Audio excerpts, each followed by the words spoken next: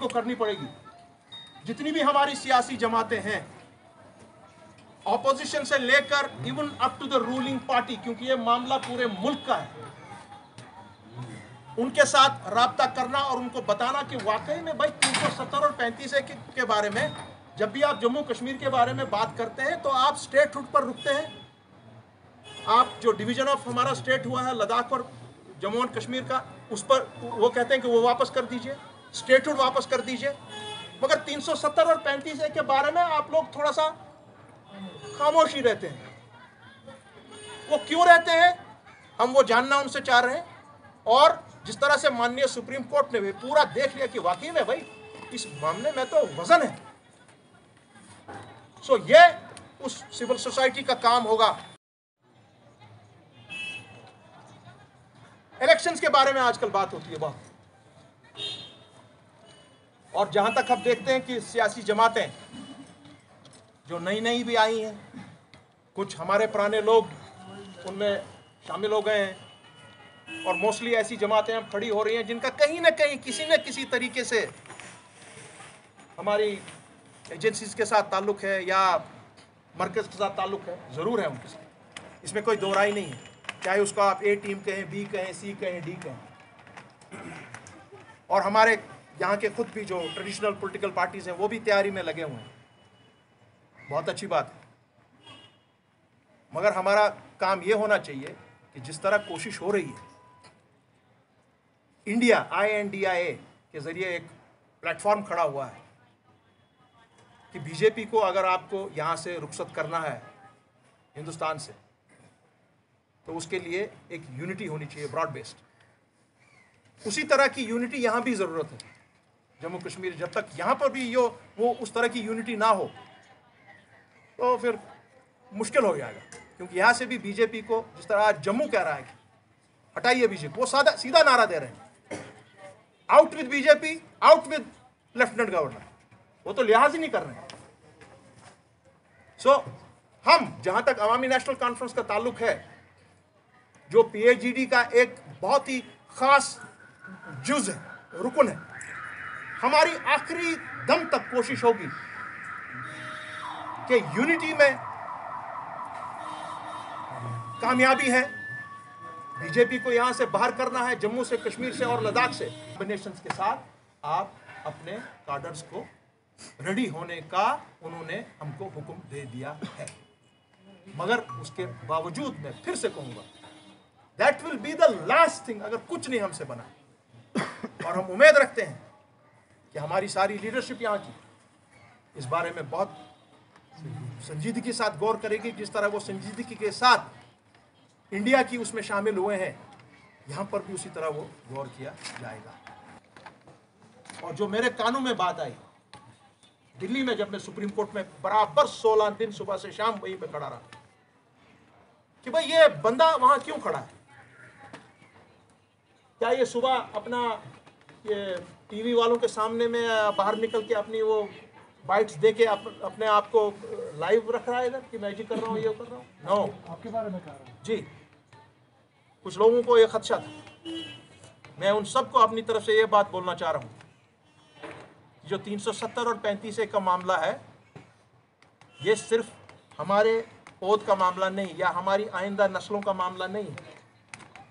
जिन लोगों ने इस पर अपनी कुर्बानियां दी, अपना खून छिड़का, जेलों में साल बंद रहे, शेरी कश्मीर से लेकर मेरे वालिद से लेकर तमाम जितने लोग थे यहाँ पर बैठे हैं, महाज के ही टाइम के लोग, शाहीन साहब, ये इनके वालिद, ये खुद सब सारे साल ये जेलों में रहे। और जो लोग हमारे बीच आज नहीं है, क्योंकि मामला उनका है, उनने ये खड़ा किया था, मैं उनके लिए वहां खड़ा था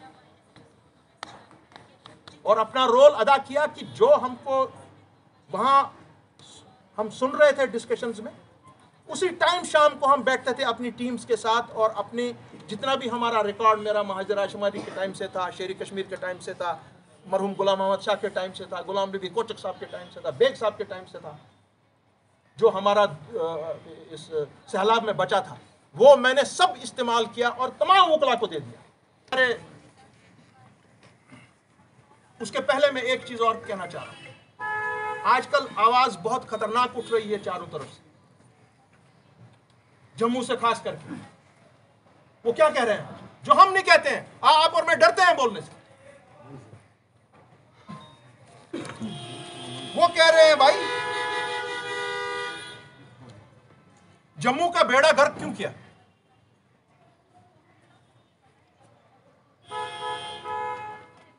जेएंड के स्टेट किस खुशी में तोड़ा? ये पूरे हिंदुस्तान को मैं कह रहा हूं, बीजेपी को खास करके। हमारी जमीनों पर आप कब्जा क्यों करना चाह रहे हैं? यहां के बहुत से लीडरान डरते हैं बोलने से, 370 से भागते हैं डर के मारे। वो कह रहे हाँ, हमारा झंडा कहां रखा आपने? ये जो झंडा यहां पर है कश्मीर का, ये कहां गया? जम्मू कश्मीर के कॉन्स्टिट्यूशन को कहां रखा आपने? हमारे पानी के जखायर का क्या कर रहे हैं आप? ये मैं नहीं बोल रहा हूं, ये जम्मू बोल रहा है। कहां गया जम्मू कश्मीर का जो हिंदुस्तान के कॉन्स्टिट्यूशन ने दिया हमको? हमारा दरबार मुंह किधर गया? हमारे युवा को ड्रग्स क्यों दिया जा रहा है, ये पूछ रहे हैं। पूरा जम्मू कश्मीर और लद्दाख हम सब पूछ रहे हैं। हमारे युवा आजकल खुदकुशी करने पर मजबूर क्यों हो रहे हैं? आखिरी लाइन जो उन्होंने बताई है, अब जम्मू कश्मीर और लद्दाख समझ गया है कि असल में 370 और 35A सिर्फ यहां के मुसलमान या कश्मीरी के लिए नहीं था, ये हम सब के लिए था। ये आज बात है। जम्मू में आज आवाज उठी और उनके रिजिग्नेशन मांगा है। He has been told you please resign। Shaheen साहब से मैं कहूँगा इस बारे में 2 मिनट आपसे बात करना। जो बहुत ज़रूरी है उनका जिक्र करना मुनासिब है और उनको छोड़ना भी मुनासिब है। सबसे पहले तो ये लेफ्टिनेंट गवर्नर साहब का बयान जो है, जब हम इसको देख रहे हैं तो इससे ये पता चलता है कि इन लोगों को अभी तक यकीन नहीं है कि कश्मीर इंटीग्रेट हुआ है। ये समझते हैं कि भाई कश्मीर जो है ये अभी तनाज़ा है, और जो है ये तनाज़ा है तो ये भी खुद इस पर भरोसा रखे हुए हैं। इसलिए कह रहे हैं कि जब तक हम इनको साफ़ नहीं कर देंगे, ज़मीन से नहीं मिला देंगे, तब तक हम यहाँ से नहीं जाएंगे। ये अफसोस की बात है। और लेफ्टिनेंट गवर्नर जैसे आदमी को, सियासत से है ये शख्स, इसको की बात करनी नहीं चाहिए थी। इससे क्या मतलब है कि हम जब तक मैं भारत के साथ कश्मीर को, जम्मू कश्मीर को मिलाऊंगा नहीं, क्या मिलाएगा? अभी तक तो ये कह रहे हैं कि ये अटूट है। एक ज़माने से 70 साल से कह रहे हैं कि ये अटूट अंग है, और हम भी उसको चैलेंज नहीं करते हैं। तो ये किसको क्या मिलाना है? मिलाने का मतलब ये है कि इनको ज़मीन से हम ज़मीन बोझ कर देंगे, जम्मू वालों को, कश्मीर वालों को। जम्मू में फैक्ट्री जो है, एक फैक्ट्री, उसमें तकरीबन 12,000 लोग जो हैं बाहर के हैं, और 12,000 के 12,000 लोग जो हैं वो दर्ज है। और उनके वो सर्टिफिकेट्स जो ये इशू करते हैं, उन्होंने वो सर्टिफिकेट्स भी ली हों। वहाँ जो हमारा एक्स मेंबर पार्लियामेंट था, उसने एक मीटिंग में, PhD की मीटिंग में कहा कि भाई मैं अब कहीं का नहीं रहा, मेरी कॉन्स्टिट्यूंसी के 12,000 लोग इकट्ठे वोट देने वाले हैं जो जम्मू के नहीं हैं, जो रियासत के नहीं हैं। और इसी तरह जम्मू में तकरीबन 25 लाख लोग जो हैं वो बाहर की रियासतों के बसे हुए हैं, रुके हुए हैं। उनके शायद राशन कार्ड्स और दूसरी चीज़ें वो भी बनी हुई हैं। तो इस तरह से एक सैलाब जो उठने वाला, उसका मतलब हमारे जो लेफ्टिनेंट गवर्नर साहब है, इनका मतलब शायद यही कि जब तक हम इनको यकसान नहीं कर देंगे खाक के साथ जम्मू और कश्मीर को, तब तक मैं यहाँ से जाने वाला नहीं। वो अहम है कि जम्मू से जिन खास लोगों ने हमारे साथ बहुत ज़बरदस्त काम किया और आज बहुत बड़ी आवाज़ें बन के खड़े हो रहे हैं 35A और 370 के हक़ में, उनमें से मैं बहुत शुक्रगुज़ार हूँ IDP के खजूरिया साहब का, शेख अब्दुल रहमान साहब का, मिशन स्टेटहुड के सुनील डिम्पल साहब का, सनीकांत चिब, जिनको आजकल आप बड़े ज़ोर शोर से सुन रहे हैं राष्ट्रीय हिंद सभा से, उनका, और अपने निर्मल सिंह अकाली दल अमृतसर खालसा का, जफ़र शुजा का, अपने जितने भी हमारे आशिक हुसैन साहब वगैरह, और बाकी भी जो हमारी कोऑर्डिनेशन कमेटी, जे&के कोऑर्डिनेशन कमेटी के मेंबरान थे, उन सब का हम तहे दिल से शुक्रिया अदा करते हैं और उम्मीद करते हैं कि वो शाना बशाना हमारी स्टेज 2 में अब हमारे साथ शामिल रहेंगे। एक बात जाने से पहले मैं ज़रूर कहूँगा, ये फैसला जम्मू और कश्मीर में अब बाज़ाब्ता तौर पर हुआ है that no land will be given to outsiders, number 1, no jobs for outsiders, no mineral wealth to be given to outsiders for उनके ठेकों के लिए।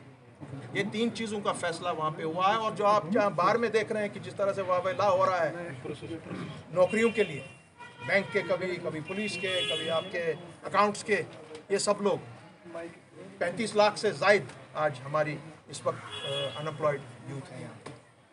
तो ये मामले इस वक्त हैं जिसके लिए सेंटर के लोग हैं बाहर किस तरह तपती हुई धूप में अपने जो है मुतालबात, जायज़ मुतालबात बाकी हुकूमत के सामने रखना चाहते हैं। और एक इस बहुत ही मोहतरम इस चौखट से मैं, जो मरहूम गुलाम मोहम्मद शाह साहब की चौखट है, उधर से ये ऐलानिया ये बताना चाहता हूँ उन लोगों को, उन ताकतों को जो जम्मू कश्मीर को ख़त्म करने के लिए, हमारे तशक्कुस को ख़त्म करने के लिए, हमारे इज़्ज़त और वक़ार से खेलने की साजिशें कर रहे हैं, उनको हम मुनज़्ज़म तौर से बताते हैं कि whether any willy nilly anybody wants to support BJP behind close doors, ये वो जमात, ये वो लोग जो आप सब लोगों को देख रहे हैं, हमारे मोहतरम शाहीन साहब बैठे हैं, मुजफ्फर शाह साहब बैठे हैं, हमारे लोग बैठे हैं। Through you I am giving a pledge to the people of Jammu and Kashmir that come 2024 या जब भी इलेक्शन होंगे, एक करारा जवाब मिलेगा बीजेपी को जम्मू कश्मीर से।